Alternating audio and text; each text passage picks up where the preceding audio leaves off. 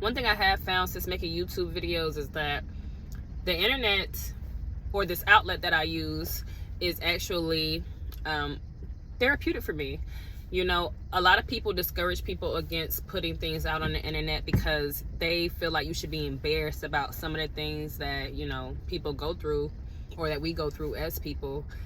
But, you know, everybody goes through the same thing. You know, everybody loses money, everybody gets money. Some people get money more than others, some people lose money more than others. It's really just about the season that you're in. So, you know, I think the way the system really breaks is everybody coming out and letting everybody know, like, we're all the same, we're all human. You understand? We all want to be respected, and we all want to be loved ultimately, and really change the vibration here. It's like the stuff that people feel like other people should be embarrassed about, like, really shouldn't be an embarrassing thing. We shouldn't fear freedom of speech.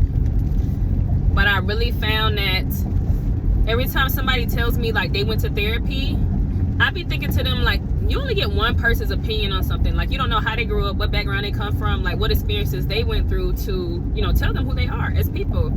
And one thing I found is I don't need to go to therapy. I talk about it on the internet, and I got people that disagree with me. I got people that agree with me. Either way, I went through it, and it's the past. Like, I already went through it. I spoke it. I was able to express myself about it in the way that I wanted to express. I expressed it. I felt heard. I felt acknowledged after posting, and I love doing YouTube, and I'm gonna keep going on it, you know. So it's like, it doesn't even matter how many people view your stuff, interact with it, talk to you about it, you know, respond or anything like that. See, I'm telling you, the devil, he be busy. Like, it's 7 a.m. and I got a lady grilling me in the car. Like, girl, look, it's too early. Like, I'm having an amazing day already. But and that's just gonna be my sign. But yeah, so it doesn't matter how many people heard your story. Somebody heard it, and, you know, somebody took something from it. You know, I posted something just now about something I just went through with my son, like, and my close friends, and I only had 3 people interact with it. But at the end of the day, that was all I needed to really feel like I expressed myself, and I got to vent about it. You know, I feel like the internet is sometimes, it's a safe place. It's what you make it. Period.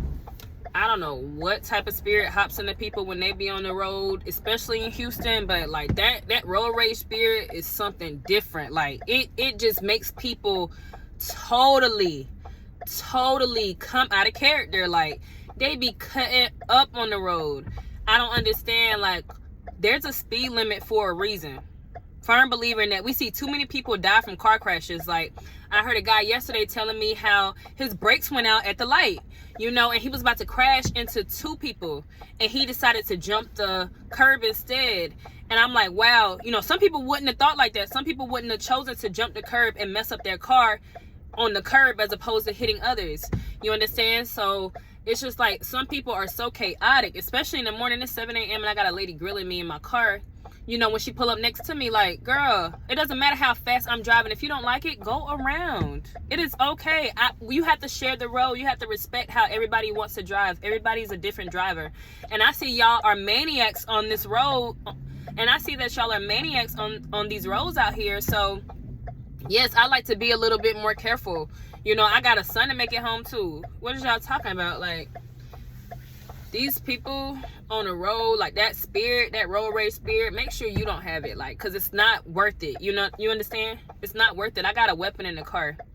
You get what I'm saying? I don't know what you got, but I got a weapon in the car. You know, so regardless of what else is going to happen, regardless of what you're going to say to me, you know, because if I take it there with you, you know, because you don't know what I'm going to do. You don't know if I'm going to take it there with you. I could be having a bad day and might take it there with you, but I choose to have good days. So I don't sit right there and be cutting up in traffic. Like, we all got somewhere to go.